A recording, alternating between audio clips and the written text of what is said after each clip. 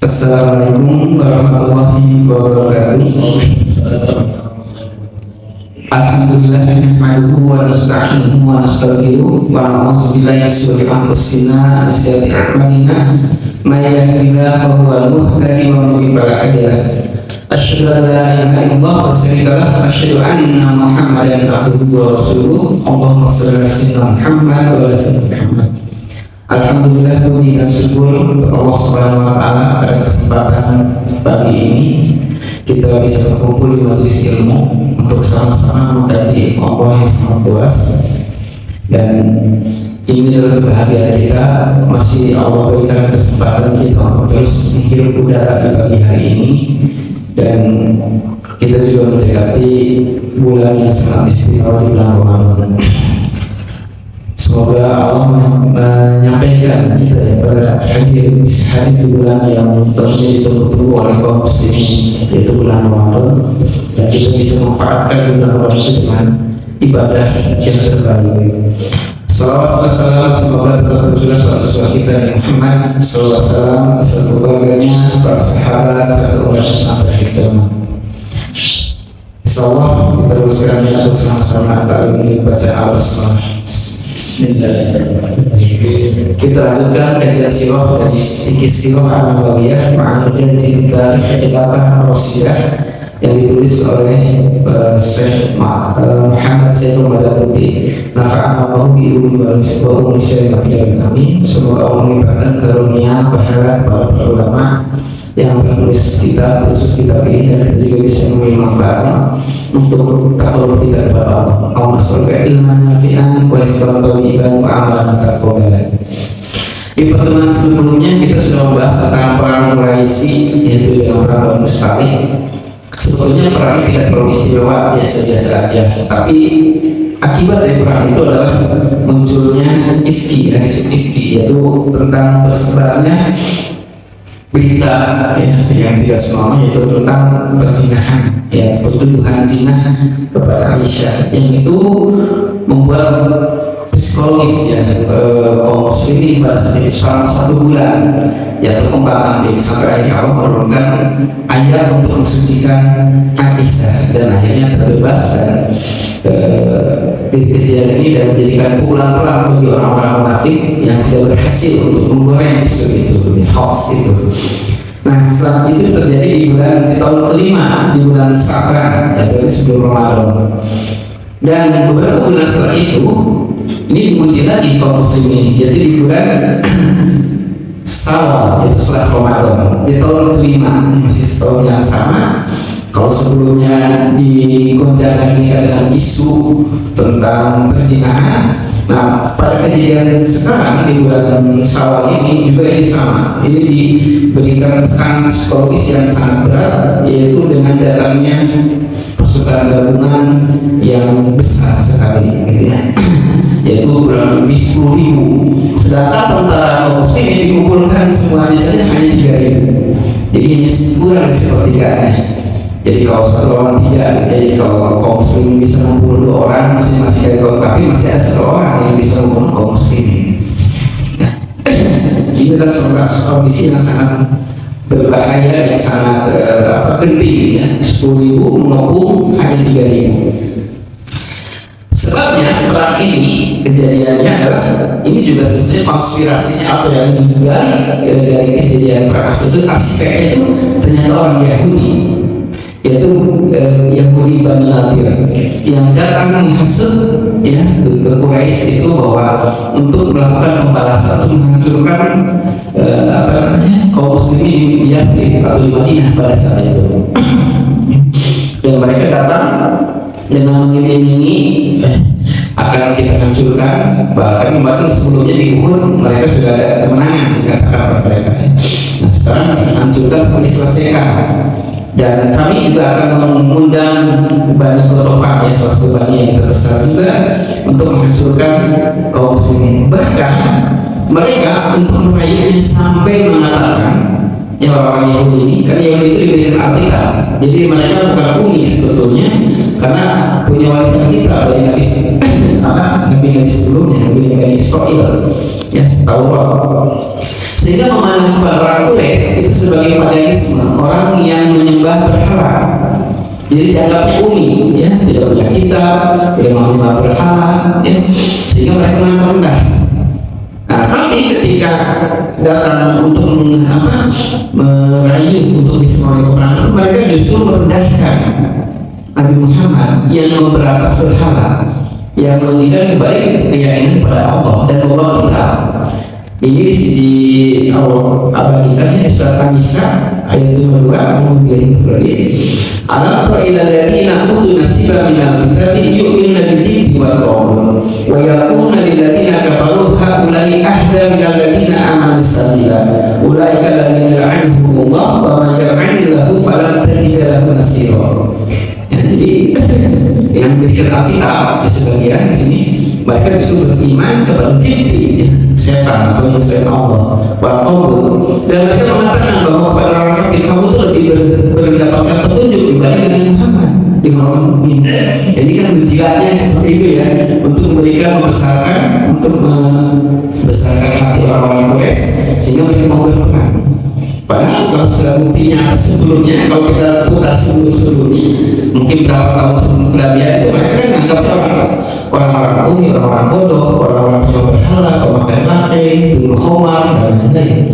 Tapi setelah ketika berusaha dengan Muhammad, mereka mengatakan orang-orang kafir itu dapat beri petunjuk dibanding dengan orang mukmin. Ya. Dan akhirnya kaum Quraisy mau untuk melakukan peperangan ini, dan mereka juga datang kepada Ghatafan yang mereka juga mempunyai dendam, ya, dan juga bisa Bani Fazaroh dan Bani Muhammad yang dendam kepada Nabi Muhammad karena mereka merasa terancam kekuasaannya, ya. Bani itu yang menghadirkan Rasulullah SAW yang akan merubah bangsa Arab itu. Akhirnya Ghatafan juga setuju. Jadi ini kalau dikumpulkan Quraisy dengan Ghatafan itu kurang 10.000, dan ini kabar ini sampai kepada Rasulullah bahwa ini akan datang 10.000 prajurit dari gabungan Ghatafan dan Quraisy. Jadi Rasulullah SAW bersalah. Ini juga menunjukkan, ya Allah kan kalau bisa, kalau itu maha berkata bisa ya Allah turunkan malaikat satu selesai. Tapi ini kan untuk kita teladani Rasulullah SAW. Rasulullah melakukan musyawarah dengan para sahabat dan ada ide semalam, yaitu tidak dikenal oleh bangsa Arab, yaitu oleh salah satu sahabat orang Persia, yaitu Salman Al-Farisi. Beliau menunjukkan bahwa kalau kita pasukan kita sedikit untuk menghadapi musuh dan kita menggali parit. Dan kalau membangun benteng itu butuh waktu lama, gitu ya, bertahun-tahun gitu, mungkin bulan-bulan, gitu ya. Tapi kalau misalnya kita hanya butuh waktu berapa saat atau berapa hari, berapa waktu, itu adalah yang paling mudah membangun, menggali parit. Karena dengan parit itu setidaknya pasukan kuda itu akan sulit untuk lewat. Dan pasukan infanteri juga kalau dia lewat dulu itu akan mudah untuk ditanam. Jadi ketika menggali parit itu, akhirnya itu kan ada bukit. Ya kalau bukit kemungkinan kecil pasukan akan sampai ke sana. Jadi di daerah yang lapangnya itu digali, dan bekas penggaliannya dipakai bentengnya, ya, dipakai benteng untuk menghalangi kaum muslimin dari panah ataupun kejaran senjata dari kaum Quraisy. Dan ketika ini disetujui, maka Rasulullah langsung turun, ya, langsung turun untuk menggali parit ini. Jadi Rasulullah bukan bersemikan aja, ya, bersemikan ini kerjain gitu kan, ya, tujuh gitu, enggak. Rasulullah sampai turun, ya, turun, dan para sahabat juga di sana bersemangat, gitu ya, ketika melakukan pekerjaan menggali parit ini, ya. Tidak senangnya yang diikuti, ya. Nahnu alladzina bayya Muhammadan al-Islam ma baqaina abadan. Kami adalah orang yang berbaikat, orang yang bersetia kepada Muhammad SAW, ya, kepada Islam, dan akan tetap seperti itu. Sehingga Rasulullah SAW membalas senandung mereka dengan Allahumma innahu la khairul akhirah fa baraka fil amsal wal hajjin. Jadi tidak ada kebaikan akhir, karena menjadi motivasi bagi mereka adalah akhirat. Dan Rasulullah mendoakan berkah ya kepada kaum Ansor dan Muhajirin. Dan ketika mereka menggali parit, ternyata di sana ada batu yang sangat besar, gunung pasti yang tidak bisa dipecahkan. Akhirnya Rasulullah turun langsung ya sama Al-Nas kata Rasulullah, saya akan memukul. Ketika dipukullah hancur batu itu dan terlihat ada penglihatan yang Allah berikan, yaitu tentang dibukakan Persia ya, dibukakan Syam dan juga Mesir, diperlihatkan Yaman, jadi diperlihatkan istana-istana yang akan dikuasai oleh kaum muslimin. Padahal kondisi itu adalah kondisi yang sangat tertekan. Sudah sedikit utaranya akan dikepung, tapi di sana diberikan suatu penampakan yang optimis, gitu kan ya, bahwa nanti kaum muslimin akan sampai ke Setophon, sampai ke ibu kotanya Persia, akan sampai ke Syam, akan sampai ke Yaman, gitu ya. Dan ketika Rasulullah itu kan terlihat ketika menginginkan menginginkan kampang itu atau palu itu, kelihatan Rasulullah itu diganjal ini perutnya dengan batu itu karena sangat laparnya. Dan di sini disebutkan bahwa kami sudah 3 hari katanya para sahabat tidak makan, ya tidak makan yang ini yang seadanya aja. Sudah 3 hari tidak makan, tapi harus menggali pasir. Bayangkan nih para ibu-bapak menggali pasir di padang pasir. Kita aja kalau kerja di ladang ya sejuk, kalau tidak makan gimana? Ini sudah hampir 3 hari mereka tidak makan. Nanti tidak makan yang mungkin makannya minum saja atau makannya seadanya. Ini di padang pasir yang begitu terik, itu kan energi yang hanya bisa digerakkan oleh keimanan. Kalau masalah fisik kayaknya tidak mungkin masuk akal gitu ya. Tapi ya keimanan, ya sama lah kan, keimanan itu bisa menggerakkan fisik yang lemah. Ketika seseorang bangun tidur malam hari dengan ngantuk terbawa keimanan, dia kuat, dia mulai itu kan ya setelah tahajud. Mungkin para ulama bisa sampai semalaman, bisa berapa juz. Tapi kan ada orang yang kuat lagi, ya, kuat maraton itu kan ketika keimanan nggak kuat, capek gitu ya. Nah begitu juga ini kekuatan yang kamu berikan. Disinilah Jabir melihat hal tersebut dan dia sangat ada kasihan ke Rasulullah SAW. Padahal dia sendiri sama pada laparnya. Akhirnya dia pulang ke rumah ke istrinya. Ada makanan enggak? Oh enggak. Ada juga kambing 1. Dan ada juga buat roti dan nanti saya akan datang ke Rasulullah. Nah untuk ngajak makan. Gitu ya, karena kan sore dia nanti makan. Ketika itu sudah selesai itu Jabir datang ke Rasulullah, ya Rasulullah ada sedikit makanan, saya mengundang kau dengan beberapa sahabat. Terus Rasulullah mengatakan ada berapa makanan? Ini anak-anak kambing dengan ya waktu seadanya. Tapi Rasulullah SAW kan melihat beliau tidak egois, beliau sangat kasih sayang kepada umatnya. Akhirnya beliau kan disuruh mengumumkan, semua kaum muslimin kalau menghadiri Ansor ini jadi mulai makan, kita datang ke sana. Tapi kata Rasulullah jangan dibuka dulu ya, kualinya itu nanti setelah datang. Ketika Rasulullah datang di sini terjadi mukjizat dengan para sahabat. Bagaimana para sahabat yang di sana yang ribuan atau ratusan itu diberikan makanan hanya dengan anak kambing dengan roti itu cukup ya setiap orang. Bahkan setelah selesai para penggali selesai itu masih ada kelebihan, berikan orang makin miskin, berikan kepada anak-anak yang kelaparan. Itu ada, ini adalah mukjizat yang memberikan gitu kan ya. Tapi kalau jadi diberikan setelah 3 hari tidak makan gitu ya, tidak langsung bisa lepas menggali sudah langsung ada makanan gitu ya. Tetap ada perjuangan yang dilakukan oleh para sahabat dengan Rasulullah SAW. Ketika pada saat sudah kritis, Allah turunkan. Ya, kadang-kadang kita ingin mendapatkan pertolongan Allah itu di awal-awal yang belum diuji, belum pada kondisi yang berat, ingin ada pertolongan. Ini kan udah kondisi yang sangat tertekan, sangat barulah Allah berikan pertolongan.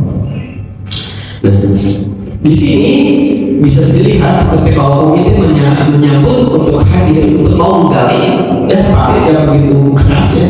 Bayangkan di guru itu kan karena kesalahan yang sudah umroh ya atau sudah haji kita bisa melihat tanahnya di sana seperti apa.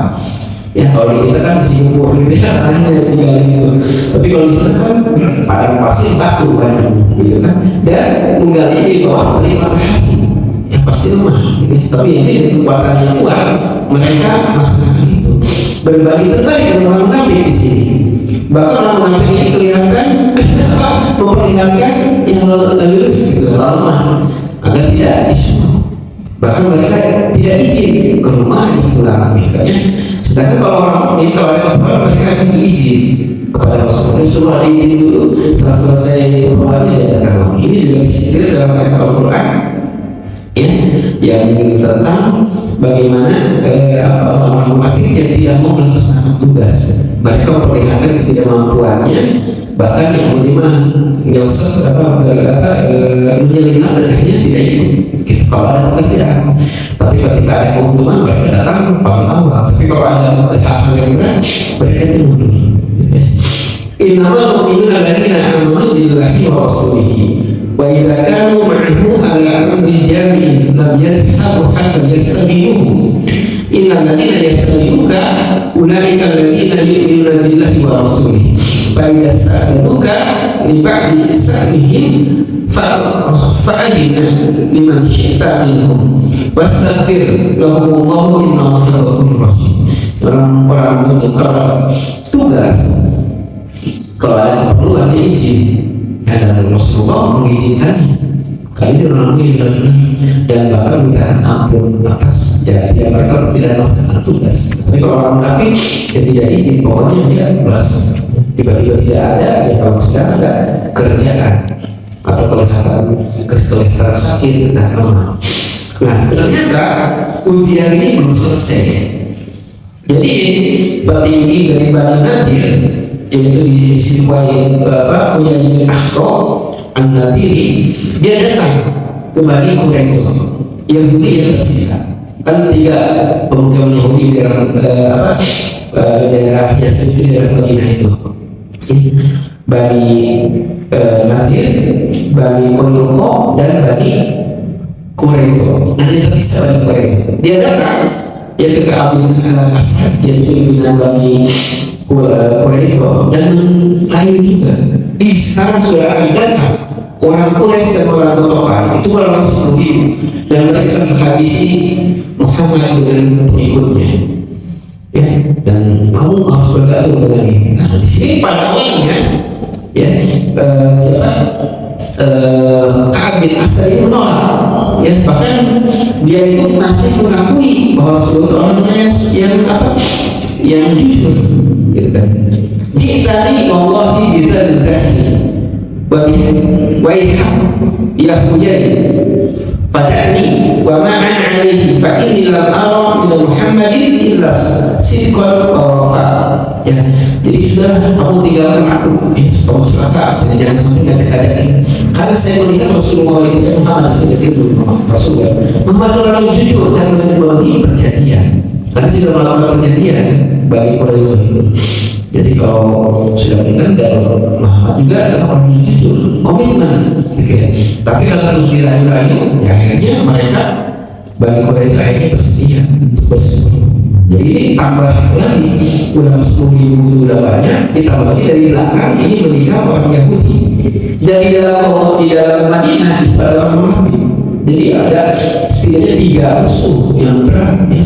Yang dari luar 10.000, dari belakangnya orang Yahudi, di dalam ada orang munafik. Ini adalah apa? Kondisi yang sangat terjepit, ya, sangat terjepit. Ya, kalau secara itu di tengah strategi militer ini di dalam waktu, ya tidak ada tempat untuk pergi. Ya, dan ini bisa penghancuran itu bisa sampai semuanya. Jadi tidak hanya penghancuran muslim saja, tapi dengan perempuannya, dengan anak-anak, pemukiman ini sudah dikepung. Ketika perang Badar kan kaum muslimin di sana mungkin tentara yang Islami dan di Madinah itu masih ada orang-orang muslim gitu. Tapi ini kan sudah sampai ke sarangnya, gitu kan, sampai ke kota Madinah. Ya kalau kalah perang, ini tidak hanya pasukan muslim yang akan dibunuh, tapi dibantai, tapi juga nanti kaum perempuan dan itu akan habis. Nah, jadi mereka melihat peluang ini susah sekali gitu ya. Nah, tapi disinilah yang Rasulullah SAW ada satu kisah ya dalam tadi disebutkan tentang pada kondisi ini sempat Rasulullah menawarkan ya kepada orang-orang Ansor untuk memecah belah Ghatafan. Jadi gimana nih kalau kita memberikan sepertiga panen dari hasil ini ke Ghatafan agar Ghatafan mundur, gitu kan? Tapi apa yang disampaikan oleh para petinggi petinggi dari orang-orang Ansor kepada Sa'ad bin Ubadah dan Sa'ad bin Mu'adz mengatakan bahwa kami tidak akan memberikan sedikit pun kepada mereka kecuali kami itu dengan sedekah atau hadiah atau jual beli. Kami akan berikan kepada mereka sampai Allah memutuskan apa ini. Rasulullah SAW di sini sebutnya pada kali itu sebenarnya bukan usulan Rasulullah untuk berdagang, tapi itu untuk menguji saja ya, untuk menurut Rasulullah bahwa karena kondisinya kasihan kepada para sahabat, kepada kaum muslimin kalau kondisinya genting, apakah mau nggak? Ternyata kan mereka tidak mau, dan ketika mereka tidak mau, Rasulullah terlihat kayak bukan senang-senang gitu kan ya. Ada semua Pak Al-Zakat dan kau itu harus demikian. Ini inti kita akan bahas gitu. Dan ketika ancaman dari 3 ujung yang sangat berat ini dan Allah memberikan pertolongannya, ternyata di sini perangnya itu hanya terjadi sedikit, ya, yang meninggal juga hanya sedikit. Dan kenapa orang yang kalau tidak bisa menerobos ke pertahanan lain, yang menerobosnya hanya beberapa orang saja sedikit. Dan akhirnya terjadi perang tani di sini Ammar bin Wahab itu dengan Ali bin Abi Thalib itu bisa terbunuh oleh Ali bin Abi Thalib. Jadi kalau sedang perang fisik langsung itu sedikit ya, orang yang bisa besar ya. Tapi dari sifat psikologisnya di mana dikepung di belakang oleh Bani Quraisyah, di tengahnya ada orang munafik gitu kan. Dan Allah menurunkan pertolongannya dengan dua hal yang disebutkan, yaitu sebenarnya bukan dengan pasukan kaum muslimin saja, tapi di sini ada 2 hal. Yang pertama adalah di sini adanya Nu'aim bin Mas'ud, yaitu seorang petinggi Quraisy yang ikut Ghatafan, yang akhirnya dia masuk Islam pada Rasulullah dan dia menyembunyikan keislamannya. Akhirnya kata Rasulullah, yang terbaiklah apa yang bisa memecah mereka, karena peperangan ini adalah tipu daya. Yang Nu'aim itu datang ke Bani Quraisyah, kamu kan sudah perjanjian dengan gitu kan ya, dan kamu berperang dengan Ghatafan dan Quraisy bareng-bareng gitu. Mereka itu kalau kalah perang itu akan pergi pulang ke daerah, sementara kamu ada di sini. Siapa sih akan menolong kamu? Kamu dekat Madinah. Maka untuk membuat komitmen agar orang Quraisy dan Ghatafan itu tidak pergi, maka kirimkanlah petinggi-petingginya untuk disangka atau kawan dan jaminan agar Ghatafan dan Quraisy tidak pergi. Akhirnya oh iya kalau gitu, karena kan kita orang sini berangkat ke gitu kan ya. Kalau misalkan kalah kita bisa dihancurkan, sementara mereka bisa pergi. Agar mereka tidak pergi, maka perlu adanya jaminan dari petinggi Quraisy. Nah ketika itu Nu'aim bin Mas'ud datang lagi ke orang Quraisy, Musyrikin kawan-kawan, katakan bahwa kamu bisa mendengar ya bahwa sekarang orang-orang Yahudi sudah gelisah. Mereka ya karena tidak mau menyanyikan terus kan, karena dihalangi oleh panen itu ya. Mereka itu sudah menyesal melanggar perjanjian dengan Muhammad. Maka mereka ingin menebus kesalahannya dengan memberikan petinggi-petinggi Quraisy untuk dibunuh. Maka mereka tidak akan minta jaminan dengan alasan bahwa agar kaum Quraisy tidak pulang. Nah benar juga nih, bahaya juga dengan orang Yahudi gitu ya. Nah ketika itulah orang Quraisy juga mereka harus hati-hati nih dengan jangan sampai diberikan yang namanya nama-nama seperti di sana ada nama petinggi-petingginya harus digarisan. Ketika kembali ke wilayah Yahudi, bahwa orang tidak akan mungkin masih, karena mereka itu akan pergi. Dan ketika itu pertemuan terjadi, diajak perang. Yang ini besok harus perang. Enggak lah, besok kan hari Sabtu jangan perang ya. Ya kalau saya kan untuk menjadikan jaminan, saya minta 10 orang Quraisy seperti ini untuk hadir di sini agar kalian tidak pergi, gitu ya.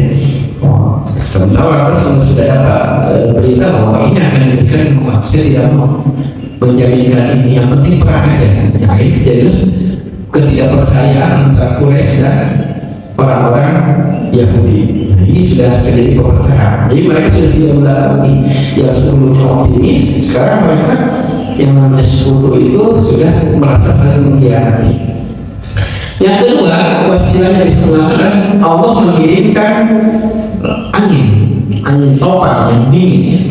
Kemarin kita melihat di Aceh ya, bagaimana angin seperti itu. Ini kan pada pasir, anginnya ya tidak ada tempat perlindungan. Ya kalau kita di rumah pasti ada tempat perlindungan karena permanen, jadi pasir dan sangat dingin lagi ya.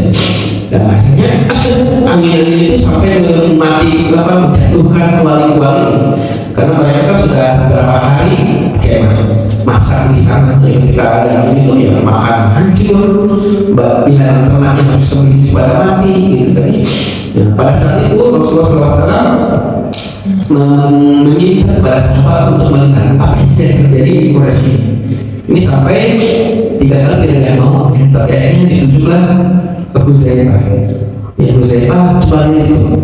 Akhirnya Huzaifah datang ke sana memperlihat itu dan jangan melakukan apapun di sana, hanya mengamati saja. Akhirnya Huzaifah bisa mengamati dan ternyata di sana Abu Sufyan sudah mengatakan bahwa ini ternak itu sudah pada mati, kemah itu sudah luka, gitu ya, dengan ininya. Dan angin dingin seperti ini, orang Yahudi juga sudah mau berkhianat. Sudah kita pulang saja, aku juga mau pulang. Nah, jadi ketika pada saat itu, saya mengenai kesimpulan bahwa Ahzab dan akan pulang. Akhirnya kembali ke Rasulullah dan akhirnya orang Quraisy dan orang itu pergi pulang, meninggalkan pertempuran yang tinggal adalah Bani Quraisyah. Dan pada saat orang ini Rasulullah SAW juga pernah di sini adalah terlewat sholat asar. Ya, jadi makmum itu katakan semua sebelum sholat asar ini sudah mati. Oh iya, ini gara-gara orang-orang Ahzab yang orang Quraisy yang begini, maka Rasulullah melaksanakan sholat asar di sholat maghrib, artinya dikodok ya sholatnya karena ada hal-hal yang melupakan ya, dari kesibukan pada saat menjaga pertahanan di Madinah. Nah, itulah kejadian dalam Ahzab atau Perang Khandaq yang sebetulnya perangnya tidak terjadi secara langsung, hanya pertempuran kecil saja, tapi secara psikologis di sini juga sangat tertekan ya, karena orang yang di ada pengepungan. Nah, di sini ibrohnya ada beberapa ibroh yang kita bisa ambil. Yang pertama adalah yaitu dengan ide dari Salman Al-Farisi ini menunjukkan bahwa umat Islam itu atau Islam itu tidak menentang ilmu pengetahuan. Itu yang disebutkan atau dalam ungkapan itu adalah yang hikmah itu dia balatul mu'min pakai semua wajahnya ilqatuha balwa aula biha menggairi. Jadi kalau ada pengetahuan sesuatu masalah itu harus diambil walaupun itu bukan dari berasal kaum muslimin ya. Jadi ide itu kan diambil dari orang-orang Persia ya. Sama seperti saat ini kita ilmu pengetahuan yang bermanfaat itu mau dari Barat, mau dari Cina, mau dari Jepang, itu kita bisa ambil ya, sama tidak bertentangan dengan syariah.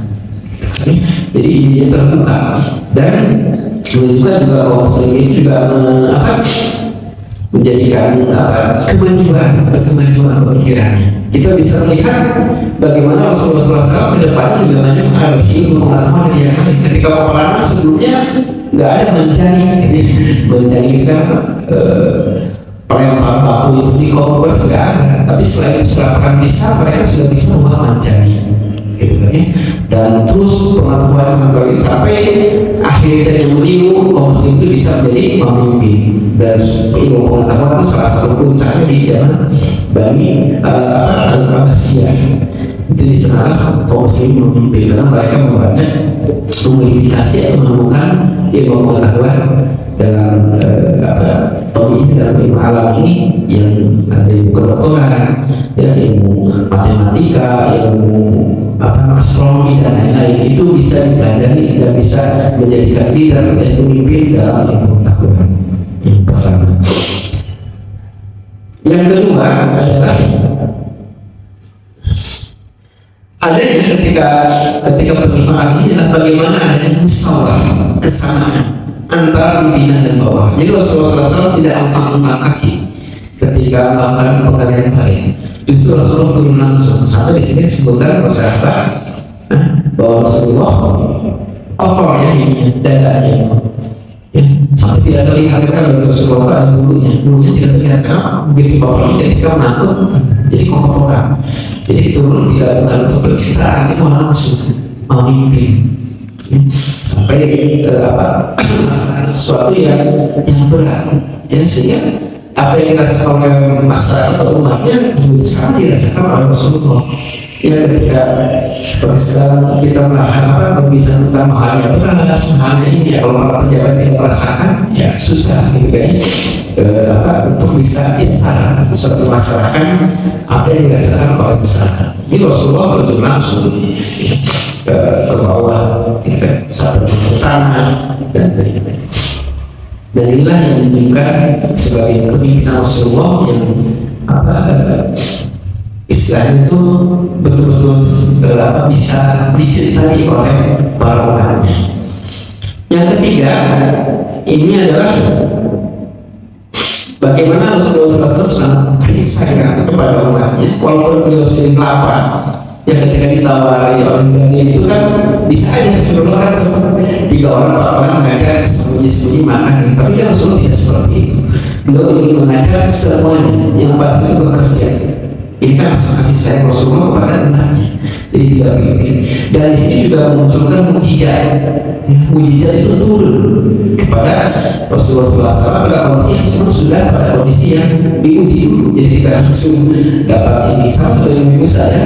Musa itu kan ketika didatang tongkat itu kan tidak langsung, tapi kan sudah pada kondisi yang sangat terbesar. Ya sudah dilaksanakan pukul tongkat. Rasulullah juga sama. Karena kan kalau Rasul bisa aja berperang ketika katakanlah membangun ini, ya Allah turunkan makanan, mungkin saja ketika pada menggali itu makanan ada, ya, ada airnya komplit gitu ya para sahabat itu, atau misalkan ada awan yang menaungi tidak panas, itu sangat mungkin, ya. Tapi Rasul tidak minta itu kan. Pada kondisi-kondisi yang sudah terima barulah Allah memberikan pertolongannya. Jadi tidak dimanjakan, ya. Dan mujizat ini menunjukkan bahwa yang Rasulullah itu Nabi, ya. Jadi kalau misalkan ada yang mengatakan bahwa Rasulullah itu kan sebagai seorang leader, pimpinan dari suatu kaum yang menggerakkan suatu pembaharuan, bukannya itu. Rasulullah adalah Nabi. Ketika beliau melakukan kebaikan, melakukan perbaikan pada umat, itu ada mujizat yang diberikan Allah sebagai tanda beliau adalah orang yang diberikan wahyu, yang betul-betul program Nabi, utusan Allah. Ya, bukan oleh pikiran sendiri saja. Terus yang keempat adalah dari hikmahnya ketika Rasulullah SAW bermusyawarah tentang dengan para kaum Ansor tentang bagaimana sih kita bisa memecah belah Ghatafan. Di sini musyawarah dibolehkan selama tidak bertentangan dengan nas, ya. Dan ketika Rasulullah menawarkan itu, ya di sini para akhirin, ya, para orang ahli tadi itu sebenarnya bukan penawaran sebenarnya, tapi yang merupakan pengujian saja kepada orang-orang Ansor. Ya, ketika orang Ansor mengatakan justru Rasulullah mengingat, gitu. Karena bisa jadi kalau bisa disetujui itu nanti akan ada ayat yang akan menyebut, gitu, ya. Dan pemberian jizyah ataupun pajak ataupun jaminan kepada orang kafir itu nanti diperbolehkan. adalah ketika kaum muslimin memang dipaksa, ya, ketika diambil hartanya, dihancurkan, ya, ketika diperang salib seperti di perang-perang sebelumnya, itu adalah bukan secara sukarela diberikan. Kalau itu secara sukarela diberikan untuk melindungi, itu tidak boleh. Tapi orang akhirnya dipaksa untuk diambil alih, kalau diserbu itu kan bukan pada kondisi yang sukarela, karena tetap aja kaum muslimin terus ya berpikir untuk bisa menjaga itu. Bagaimana kita juga dulu ketika dijajah oleh kolonialisme dari barat, itu kan tidak semudah itu diberikan apa. Tapi ketika sudah kalah perang, ya maka dia ambil dengan paksa, gitu ya. Jadi tidak boleh dari itu. Terus yang kelima adalah diingatkan kembali di sini bahwa hal terpenting dalam peperangan itu adalah doa dan istighfar, menjadikan alasan awal. Tapi bukan berarti dengan doa ini kita tidak usah usaha. Kalau doa aja lah, tidak usah usaha. Tetap Rasulullah tidak berapa bagaimana menyiapkan, bagaimana membagi pasukan, membagi piket, ya, membagi parit, itu suatu usaha. Tapi itu tetap awalnya kembali dengan doa, bahwa usaha itu ada satu kewajiban kita. Nah, kita jangan sampai mengatakan segala sesuatu dengan usaha aja. Padahal keberhasilan adalah atas izin Allah, dan itu adalah hal yang menjadi awal dari segala hal yang ini. Ya, di sini disebutkan dalam perang ini, yang alladzina amanu zkuru ni'matallahi 'alaikum ija'akum junudan fa'arsalna 'alaihim rihan wa junudan lam tarawha wa kana Allahu bima ta'maluna basir. Ija'akum min fawqikum wa min asfal minkum wa izzaghatil absar wa balaghatil qulubul hanajir wa tazunnu billahi zunudan. Nah, ini adalah kondisi yang sudah sangat pasukan, mata sudah kelihatan sudah tidak bisa kayak ini, ya, bahkan hati sudah sampai terkotak karena takutnya, karena sesak, sampai munculnya ada sangkaan kepada Allah, gimana tidak adil, Allah tidak meninggalkan kita, Allah tidak mengasihi. Itu kan bisa muncul seperti itu ketika kondisi yang terjadi. Padahal di sana Allah menurunkan tentara yang tidak. Ya, salah dengan menurunkan angin. Ini adalah bukan dengan usaha langsung. Usaha Rasulullah kan membangun parit, menjaga, tapi yang ditancurkan itu oleh Allah dengan angin seperti itu. Allah memberikan pertolongan dengan yang bisa jadi sesuatu yang biasa rasanya, ya. Jadi dalam segala sesuatu ya kita perlu sekali dengan doa, karena segala sesuatu itu Tuhan Allah, bukan oleh usaha kita. Yang terakhir adalah tentang qada sholat. Jadi sholat itu ketika kita kelupaan atau ketiduran, maka kita harus mengqadanya ketika ingat. Jadi dalam hadis mana sholati aw nasiyaha aw yusalliha idza dzakara. Jadi kalau kita tidur atau kelupaan, maka sholatlah ketika kita ingat. Jadi Rasulullah pada saat ingin sholat dulu asar dulu pagi waktu nanti baru sholat maghrib. Jadi kalau kita ketiduran, ya misalkan jam 10 siang tidur kalau capek, bangun-bangun sudah jam 4 gitu kan, berarti kan sholat dulu kelewat, maka sholat dulu ketika itu sholat asar, ya. Atau lupa, ya, karena sesuatu, maka itu kalau itu melakukan suatu ibadah di bukan waktunya, ya, seperti kita sahur Ramadan, ya cuma kalau ya kita batal itu di kalau di bulan Ramadan. Begitu juga sholat, berarti di kalau di luar waktunya, dan waktu yang terdekat, ya. Itulah yang bisa disampaikan, dan maka kita bisa memilih mana dari para khotbah dan para ahzab yang begitu dahsyat secara pasukan, tetapi pada perang secara langsung itu tidak terjadi. Jadi berarti perang psikologis. Setelah insya kalau ada yang perlu kita diskusikan, maka kita ada masukan. Enggak. Jazakallah. Yang pertama mungkin pendek saja ini. Apakah pada waktu itu paritnya itu berair gitu ya, sehingga katakanlah kuda itu tidak bisa, karena kalau kering mungkin bisa dituruni mungkin ya. Nah, itu apakah seperti itu? Kemudian juga itu sebetulnya lokasinya di mana, kenapa sampai sahabat tuh ada yang pulang dulu gitu kan? Biasanya kalau perang tuh menjauh dari perumahan ya biasanya itu tentang lokasi dan paritnya. Kemudian yang kedua, kalau melihat bahwa setelah hijrah itu bahkan beberapa saat setelah hijrah itu kan ada perang Badar, bahkan ada juga katanya perang sebelum Badar tuh ada juga ya, cuma belum tidak sebesar Badar gitu. Nah, apakah ini menjadi kita bisa ambil pelajaran bahwa setelah hijrah itu bukannya tenang-tenang gitu, jadi justru lebih banyak ujiannya gitu ya. Walaupun waktu di Mekah juga banyak ujiannya, cuma kadang kita alhamdulillah dia sudah hijrah ternyata justru banyak perangnya berkali-kali gitu. Jadi apakah itu jadi satu ibrah juga bahwa ya setelah hijrah itu justru lebih banyak ujiannya gitu ya. Kemudian satu lagi, nah ini kenapa Rasulullah itu bisa memiliki sifat yang kalau kata kita nggak mentang-mentang gitu, mentang-mentang deket sama Allah gitu kita bisa minta doa apapun gitu.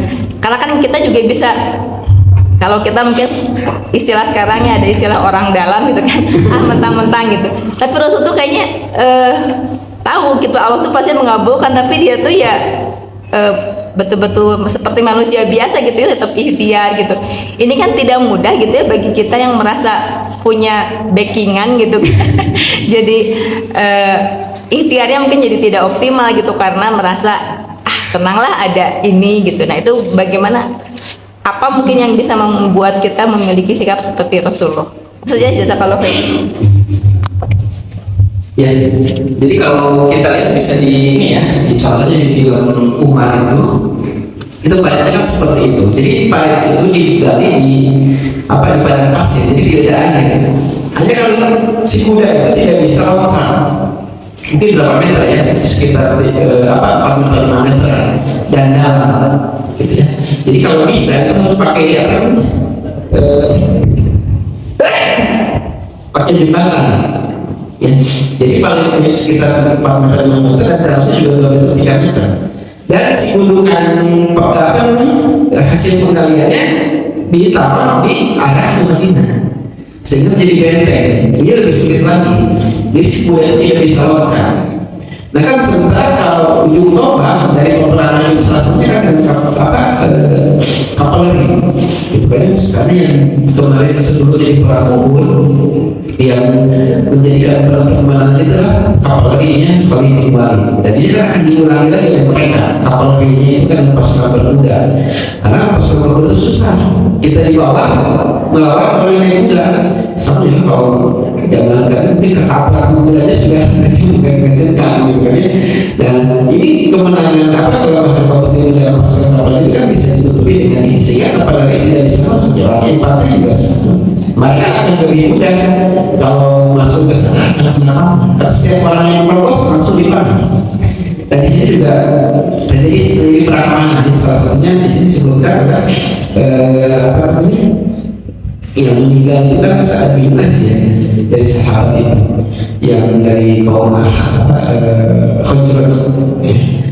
Di sana adalah jadi perang jarak jauh sehingga mereka tidak bisa, kalau setiap dekat pasukan muslimin dari benteng dari ini sudah kemana. Dan itu letaknya ini kalau yang sudah umroh lagi bisa dilihat kan, saya juga belum pernah ke sana.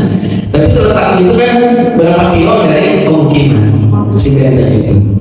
Dan itu tidak memiliki semua Madinah, karena di Madinah itu kan ada gunung bukit yang itu tidak bisa dilewati, dan ada juga daerah berbatu. Dan di belakangnya Bani Quraisyah itu juga ya. Jadi dari arah Mekah, jadi bagian batu tidak memiliki sekeliling Madinah, gitu kan? Hanya dari arah Madinah saja, dari arah Mekah yang berapa kilo ya. Tapi kan itu juga perbuatan yang tetap berat. Jadi mereka itu mungkin kalau sekarang kita di sini ya ini pemukiman itu kayaknya di bawah endahnya lah gitu ya. Jadi sekitar berapa kilo dari pemukiman. Jadi tidak pas pemukiman sehingga mereka akan pulang ke rumah mulai gitu. Jadi itu ada benteng itu di depan. Nah seperti itu. Terus berkaitan dengan setelah hijrah memang disebut apa nih dari amamu baca jadi selain hijrah itu ada jihad. Nah kalau kita baca di jihad Yusuf Qaradawi, Syekh Qorowi disebutkan di Mekah itu jihadnya itu kan mempertahankan akidah dan dakwah saja. Ya, contohnya seperti Sumayyah dan Yazid itu disebut sahih.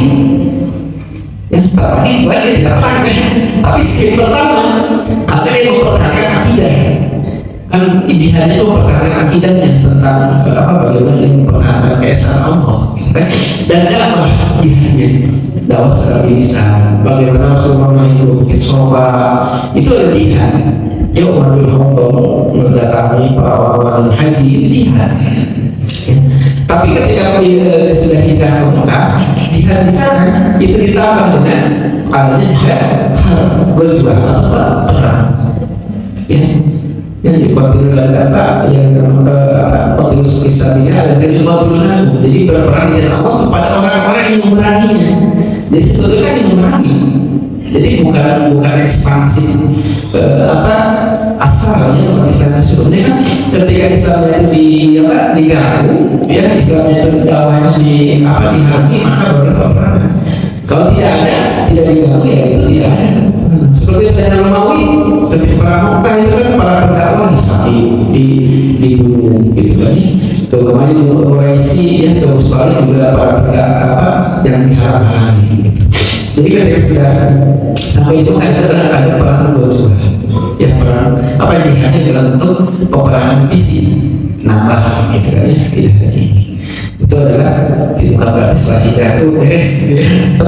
Itu adalah peperangan bahkan sampai akhirnya.